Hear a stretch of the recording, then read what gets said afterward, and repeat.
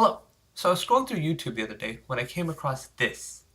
It was called Sweden is Feminizing Boys with Genderless Schools. It's a video made by No Bullshit. And in the video, it makes some pretty interesting claims, which got me thinking about transgender issues.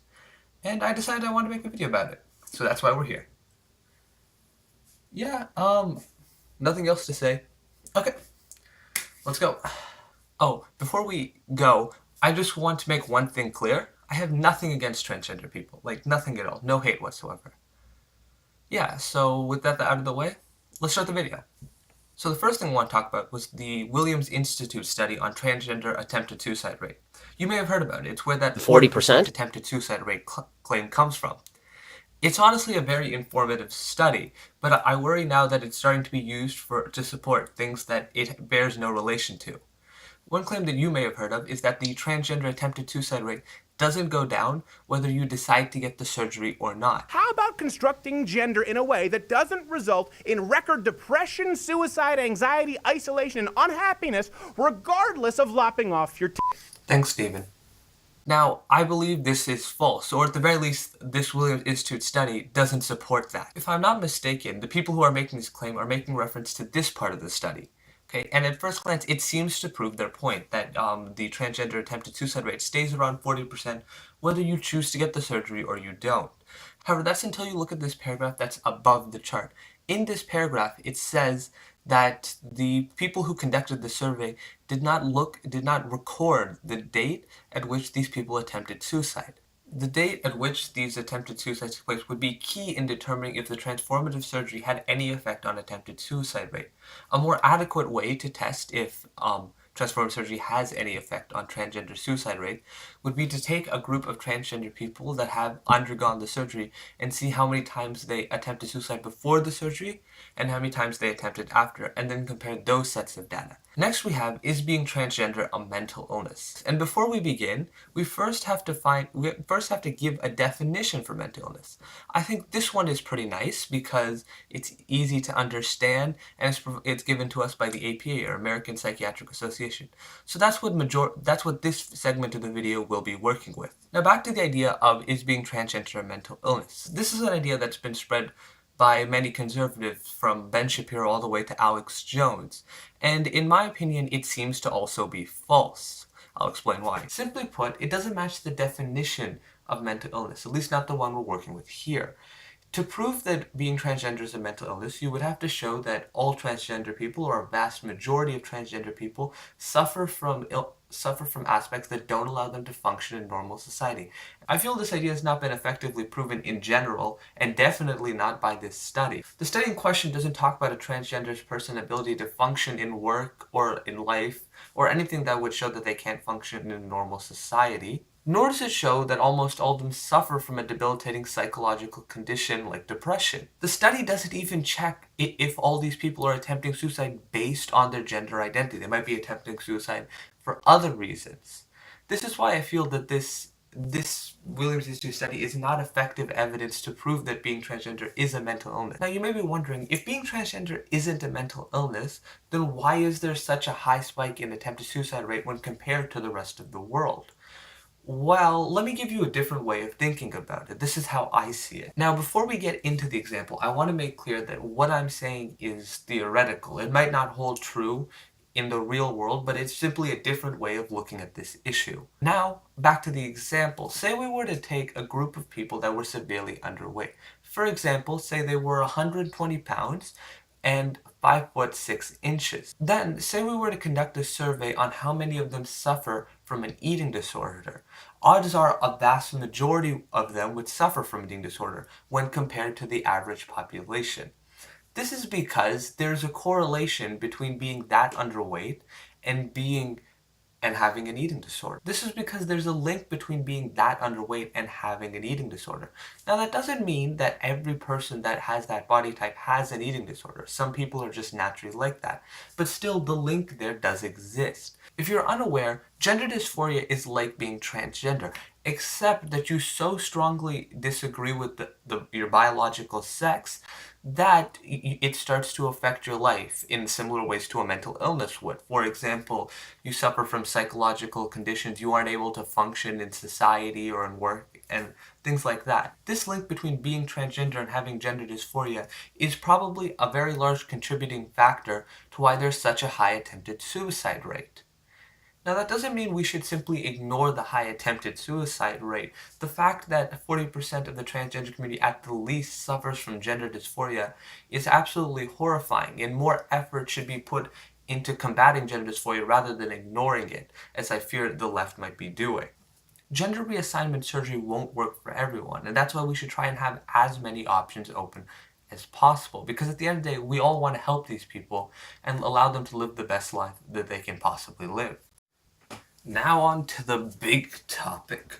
What should we do about transgender athletes? Or more specifically, should we force transgender athletes to compete based on their biological sex or their gender identity? And let's start off with the easiest idea to combat, at least in my opinion. The idea that we should allow transgender athletes to fight against whoever they like, regardless if they've undergone any kind of treatment or not. This, in my opinion, is a deeply flawed idea which could both injure a lot of people and kind of ruin the point of sports in general. This idea is based upon the logic that since certain women will have genetic advantages from birth, it's unfair to argue that trans athletes should be barred off from competing against whoever they want because they have their own biological advantages. This idea works under the belief that the discrepancy between one woman to another is the same as the difference between one woman to a male, which it is obviously not. This belief is false, and we can actually prove this by looking at male and female Olympic world records and then comparing those. And after looking at the Olympic world records, you might notice that men almost always beat out women. If you take a look at 100 meter dash, 200 meter dash, pole vaulting, discus throw, the male world records just consistently tend to beat out female world records. And keep in mind, this is the highest level of competition. These are people who are training from the day they are born to go compete in the Olympics. These are some of the best. And this is how you start seeing the negative effects of letting men compete against women in a sense. A male would almost always beat out a female unless a handicap is involved. And that idea makes the sports more dangerous, but it also kind of makes them pointless. If you knew someone was going to win almost all the time, what's the point of even watching it? Sure, you could hope for a comeback story, but you can only hope for that so many times. You clearly know that one side is at an obvious disadvantage, and it kind of makes the whole thing feel a little pointless. You know the female will have a harder time to compete against men. That is just biology. And in my opinion, that would just make sports fairly boring. So I hope you see why we can't remove all boundaries and just let anyone compete against anyone. It would be dangerous, and it would really make everything pointless and not fun. So now the question becomes, how do we determine when a transgender female stops having the advantages of being a biological male and instead has advantages that could be expected and theoretically plausible by a biological female? And this is where everything starts to get kind of tricky. Where do you say the line is between male and female? Obviously, there is a gap, but when specifically have you stopped having the advantages of male and now can be compared to an average woman? The IC says a transgender female can compete if she is under 10 nanomoles. But why? As pointed out by physiologist Alison Heather, that number is completely arbitrary. Human biology is not simple, and that's why it makes this whole issue so complicated. It literally is impossible to draw this line, that difference male from female, even though we know there is a gap. And at the same time, we can't force transgender athletes to compete against people who they share a biological sex with. Transgender men, those are females transitioning to become a man, have to take testosterone, which is a known steroid, and increases muscle mass. This would put them at an advantage over their biological counterparts who are not taking testosterone. So if a biological female were ever forced to compete against a transgender male, the biological female would be at a disadvantage. Once again, bringing up the whole concept of being harmful and also ruining sports and the idea of competition. So what do we do? What I believe should be done is they should set up a transgender league so that transgender people can compete, transgender males and transgender females can compete against each other. This, in my opinion, is the best and only way to do this, which is both safe and can be properly regulated without just drawing imaginary lines in the sand. In a transgender league, you could cap the testosterone level at whatever you wanted, therefore evening the playing field without having to wonder if the transgender person is at an appropriate level to match their biological counterpart. Since transgender players would all be at the same level, it would in a sense restore balance to these sports, allowing them to both be competitive and safe. The next topic is about Canada's transgender hate speech laws. Now, as you may or may not have known, Canada has extended human rights protections to transgender community, which has done a whole boatload of stuff. One of the most notable things that it's done, however, is made it illegal to intentionally misgender a transgender person. From what I've seen, those who support this idea believe that it'll help combat transphobia. However, I disagree. Censorship is not an effective way to combat any sort of dislike towards a group. This law won't work because you're not actually changing people's mind. You're simply not allowing those people who disagree with you to voice their ideas. These people still believe what they've always believed. The only difference now is that it's harder to find them out and combat them on their ideas. Those that are transphobic in our society should not be censored, they should be informed. Education is the only real pathway there is to fixing any kind of distaste towards a group. These people are all shunned away, and then eventually it bursts at the seam with events like Charlottesville, people going and writing, saying ideas that we didn't even know that they believed. We thought these ideas were gone. But they weren't gone. They only appeared to be gone because no one could ever say them. If instead of trying to hide these people away, if we had had a conversation with them, talked about them before it had hit the boiling point, we might have been able to avoid the tragedy that happened in Charlottesville, and maybe been able to actually change some minds. Last thing I want to talk about is the idea that the increased push to teach kids about transgender and be more accepting about transgender is resulting in more kids being transgender.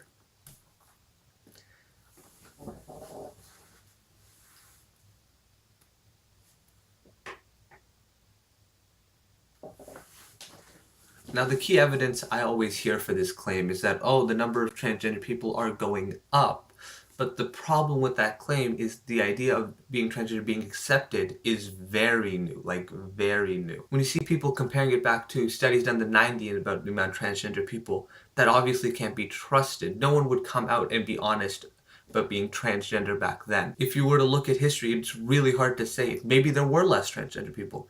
Or maybe there were more closet transgender people. You can't really tell. And adding on to that, there's been very limited studies on this idea, which is very unfortunate. However, I did actually find one study that was very interesting and noted how people coming out as transgender shared similarities as people with eating disorders. So I guess in the end, the moral of this story is the same as the moral of the entire video. There needs to be more research. I think we're all rushing into this way too fast, and it's going to be dangerous if we keep going at the current pace we are. And falls on both sides of the political spectrum for this. The trans suicide rate can, at some part, be blamed on the left.